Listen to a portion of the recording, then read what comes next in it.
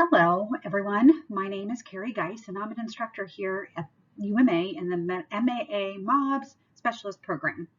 I'm here with a little lesson just to go over and review some of the concepts that we have learned about this week in regards to culture, multiculturalism, cultural characteristics, and the importance of it in healthcare.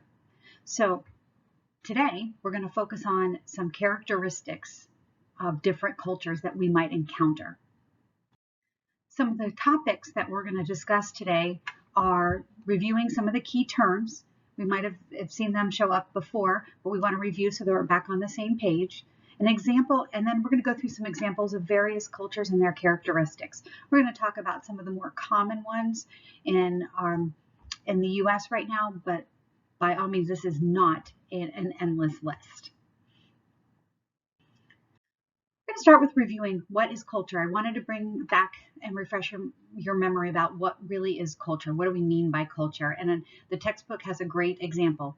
It's a way of life of a group of people. The behaviors, beliefs, values, and symbols generally without thinking about them that are passed along by communication and imitation from one generation to the next. These are some things that we don't really think about that are specific within our culture, but that are passed along or that we continue that are common within our culture. Context, low context and high context communication. I want to take a moment to review this because you're going to see this come out in pieces when we're talking about various cultures. Low context communication, it implies very explicit language, meaning the words that are spoken in that message is the most important, not the tone, how it's said, body language, idioms, whatever it might be. But if I said the cat is black, that means the cat is black. It has no other, don't need other pieces to generalize to obtain the information. You see this more common as a characteristics in the United States, Australia, Germany, Norway, Canada. It kind of use the term upfront and clear and sometimes can be misconstrued as rude, but that's specific to low context communication. High context communication means relying heavily on nonverbal cues or things that are surrounding the message that is more important than actually the words spoken by the person who is speaking. And you need all of the context around it, those cues, to be able to formulate an understanding of the message. Focuses on body language, emotions, face-to-face relationships. It's task-centered. It's more common in the Asian cultures, African, Arab, Central European, Japan, China, France, and Latin cultures. So it's more, you need everything to be able to understand the message that's being given, not just the words. As in low context, it's the words that are the most important. The next concept to review would be what time focus means. And in the book, they talk about why this is important, because people communicate or they behave or their response to healthcare is kind of dependent on what they feel is most important, their focus of their time. Is it the future, the past, or the present? And that helps guide what some of our patients, how they act the way they do. So future focus means people are willing to give up anything in that immediate moment or immediate gratification because they know what's in the future is more important, that they're confident that their food and shelter, those things are met. Their immediate needs are met right now, such as food and shelter, and another lesson we'll talk about Maslow's hierarchy, but their needs are met right now, so they don't need anything else, and they're going to put their big focus on the future. It might mean more preventative medicine type focus. Present focus is that they're really not sure that their needs are going to be met, so their focus is on really just what's happening now. I need everything to happen now. It's because I need to make sure all my needs are met now.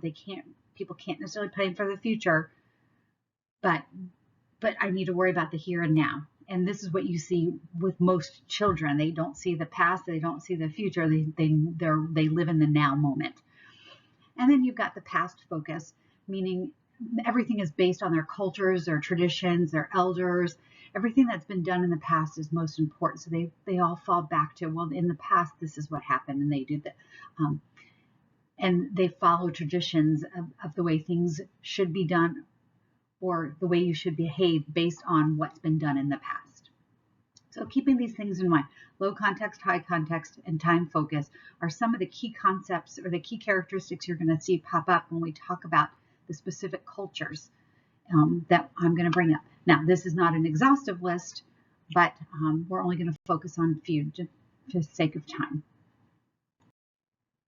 So some of the cultures that we're going to discuss today are the Caucasian Western, African American Western, African or Caribbean, Asian, Native American, Pacific Islander, Hispanic, and Latino. Like I said before, this is not an endless list. This could go on, and you could actually break some of these down into even more smaller categories or smaller cultures within each one. But we're going to look at it more globally, just so that you get a general idea of what different cultures, some of their common characteristics and some of the differences they have within each other. And you're going to find a lot more of these generally if you're working within some communities versus other communities. So the first one, Caucasian Western culture. They focus a lot more on preventative medicine. We've got the vitamins. We take heart medication to prevent, or blood pressure medication to prevent future heart issues. We have blood work done to predict issues that might occur, and then we treat them now because we're not sure. We want to prevent what might happen in the future, not just waiting till something happens and then treat it. Definitely believe more in pharmaceuticals. Not to say that a lot don't believe in the folk medicine or holistic natural approaches, but there is a strong general push more towards a pharmaceutical intervention. They're going to definitely research and ask questions. Can be intimidating for some of the medical profession, but unfortunately we have a lot of access out there to the internet. So if somebody gets a diagnosis or questions something, they're going to go out and start researching, and then they come in and they ask a lot of questions, making sure that their needs are being met by making sure they have all of the information. More low context, so what's being said is most important versus everything that's surrounding the message, and definitely more self-reliant. So those are just a few of the characteristics that would be important for you to know working in a healthcare setting. African American Western culture. So this is a specific piece, the Western, we're talking about the African American Western only. Definitely more of a present time focus. So when people are more focused on the present, they're going to tend to be less punctual. So meaning time isn't a big focus. They're not worried about the future, that things don't have to be organized, put into place. So you might see that not globally with everybody within that culture, but that's what you see as more of a commonality. Not as focused on preventative care, more focused on treating the issue as they occur. Very family oriented, and the extended family keeps going and going and going, and who makes up that family might be moms or grandparents, godparents, very close friends of the family, aunts, uncles, great aunts, great uncles, great grandparents, and lots of people. Everybody is very family oriented and could be involved in patient care. Might have a general distrust of the medical community, just might be not quite sure, more hesitant, not as much research into their issues, so they're going to be a little bit more distrusting. Religion and faith is very important. Family is extremely important in providing the care for the different patients. They rely on each other, the community within their own community, to help care for the other individuals. There's a very strong respect for elders within the family as well, so that family hierarchy. And they tend to believe in fatalism, and what fatalism means is that essentially they don't have control over their fate. So if something bad's meant to happen, it's meant to happen. Okay, so the next culture is the Latin Hispanic culture. They have a present time focus as well, might also lead to some punctuality issues. They accept more Western medicine, so might do some preventative care, but they do have a strong belief, they still will accept Western medicine. They have a strong belief, though, in a higher being, that Christian God has a control over their lives, so that maybe illnesses are not maybe medically based, but more based on a sin. So maybe they need to repent for their sins to get better. It's important to know, because when you're making recommendations, that's going to come into play. fatalistic as well. So like we said, is that the belief that they don't have control over their illnesses or their destiny might be a result of a higher being other than themselves. Extended family is extremely involved in the healthcare. I've had times where families from this culture, everybody comes in and with the family, with the sick patient. And then mother or grandmother serve as the primary caregivers. It's very maternally focused on that culture. The Asian American culture, what's important to understand is there's over 50 different countries that fall within this Asian American, the Asian culture, and there's over 100 different languages associated with it. So it is vast. And then some of the ones in the U.S. are, you're going to see more of the Chinese, Filipino, Japanese, Laotian, Korean, Indonesian, Thai, Vietnamese. This is just a small handful, but this is what you're going to see more in our country right now. But that's why it was important that I brought up that this list is extensive that are considered in that Asian American, things that we don't necessarily think about. In the Asian American culture, they feel that a diagnosis is not just an individual diagnosis, but it's an impact in the entire family. So you're going to see lots of involvement in the family. You're not going to see a lot of emotions because they're expected to demonstrate self-control as a sign of being strong. And so they're not going to show those emotions like we would expect them to show or we would see in other cultures. They definitely value the group family decisions versus individual decision making on their own. So they might make a choice of a healthcare treatment might come from a family decision versus an individual decision. They might not look person of superiority in the eye, and that's really important. So you have a patient here and they feel like the doctor is here. It's a sign of disrespect for them to make extended periods of eye contact. Not all the time, but you might see that.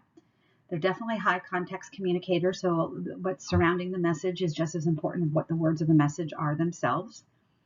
Some Asian cultural groups feel that uncertainty in life is just expected, and it can affect how they seek out and receive care. They might not seek it out as much because they just know that, maybe it is what it is. So it's just uncertain, and that your life is just uncertain. The goal for them also is improving health and well-being versus caring for, say, treating an illness. And they definitely have a pastime focus. So they believe on what's happened in the past is kind of what's supposed to keep going instead of looking at new things in the future. The African Caribbean culture. So, there's lots of variations within that African culture. So then we kind of divided it out a little farther here. The book really wanted to break it out for a reason. Definitely more spiritual, more holistic, like folk remedies, folk medicine, home remedies. Definitely use a lot of very present time focus. So we're just going to deal with what's happening in the here and the now. And also that extended family is extremely important. And extended family meaning aunts, uncles, cousins, godparents, great-grandparents, everybody that keeps going. Everyone's responsible for the care of the family members. The Native American Pacific Islander kind of share these cultural characteristics. Definitely spiritual cures, praying. Higher beings are in control of our cures, and they'll rely a lot on folk medicine. They don't usually typically speak of an illness because that might be bad luck to speak of illnesses.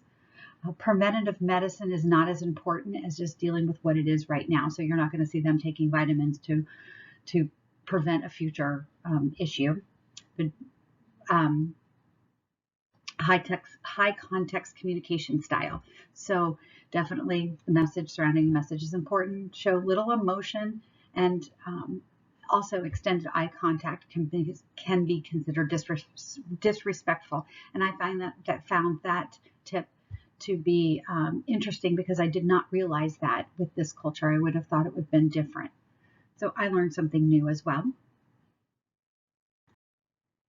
Now, I also wanted to bring in that there are some religious-based cultures as well. So we've talked about more society-based cultures or different regions for nationalities and different things like that. But there's also cultures within each culture. Say the Western Caucasian, you might find Judaism, that culture is different. And then you've got the Hinduism, Buddhism, Islam, and Christian Science. You're going to find all of those within the cultures that we've talked about, and what they believe in and what they do, such as foods that they eat, the prayers that they say, how they handle different illnesses, can be different as well. So, for example, in the Judaism, the Sabbath is a very important day. So, on the Sabbath is Saturday, but it starts Friday night sundown, and there's certain things that they don't do. They don't turn on light switches. They don't operate anything that's electrical. Now, there's different levels of following within that different religion, but the more the people within that religion that follow most of the rules, those are going to apply there. Eating kosher foods. Some people do, some people don't, and celebrating different holidays that others won't have. Hinduism and Buddhism, important. The vegetarians, they fast. There's lots of modesty, keeping things covered. Islam, dietary restrictions. They definitely have daily prayers, and the male is definitely head of household. And the Christian Science, religious culture, is illness and suffering is illusionary, and they have a whole other set of beliefs I found very interesting to read about. But they don't necessarily believe in medication, and so they won't seek out medical care from the actual medical community. So I wanted to take this moment for you just to kind of self-reflect now that you've learned about various different things. And one of the questions is this week is in the discussions talk about your culture. What is an important value that you have, and why is it important? And I have a lot of students say, I have a hard time understanding that question. What do you mean by a culture? So I hope we've given you enough information to be able to now generate that answer. Think about what makes up your culture. Why is that? Why should somebody know something? Why would that be important to someone to know about you when they're caring for you? You went to a doctor. You wanted something was wrong and you act a certain way. What is it that you want them to know about you and your culture that's normal for you? And what can you now do differently, knowing that you know some of the differences between some of our common cultures? How would you react different to, say, a coworker or, say, a customer, which would be a patient in some places? But how would you handle them differently now that we've kind of given you some tools to be able to reflect on and what some of those differences might be? It'd be interesting to see what you guys put in your discussion now. In summary, different cultures have very different communication styles. As you've seen, we've got some with high context, low context, present focus, past focus, future focused. Also, different types of different types of remedies.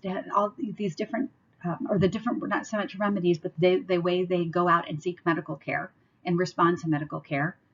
It's also very important to not stereotype or make assumptions individually. Just because somebody in front of you looks like they might be of an Asian culture, that might not be where they were raised or brought up. So you can't assume that they would fall under the category of the Asian American culture. You must be aware of some attitudes and behaviors can be associated with cultures. So when if you're working at the front desk somewhere and somebody comes in with a very straightforward, what you would perceive as a rude demeanor coming to talk to you, well, is it really that, or is it really just because that's how their culture is? And also, these are just some examples. There are many, many different cultures and subcultures within each culture, and then even some families kind of move it. It goes down from there, but we can only talk to more in a broad way. So what's really important is you just need to respect our diversity. I thank you for joining me in our lecture today, and I hope you found some useful information, and I look forward to reading your discussion posts.